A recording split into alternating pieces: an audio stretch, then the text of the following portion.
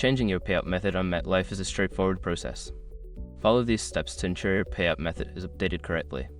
Step 1. Log into your account. Visit the MetLife website and log into your account using your username and password.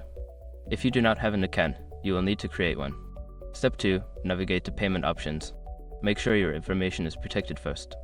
Most people don't think about breaches until something actually happens to their accounts. Use SROC to monitor your accounts 24/7 and instantly alert you if your information appears in leaked databases online. It constantly checks billions of breach data points in the background. And considering how much personal information people keep online now, it's honestly worth having.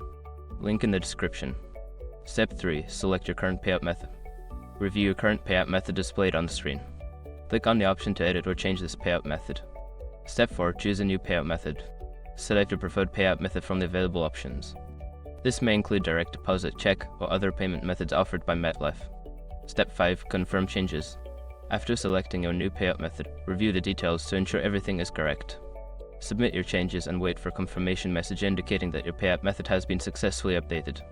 Make sure to keep an eye on your account for any notifications regarding your payout method change. If you encounter any issues, don't hesitate to reach out to MetLife customer support for assistance.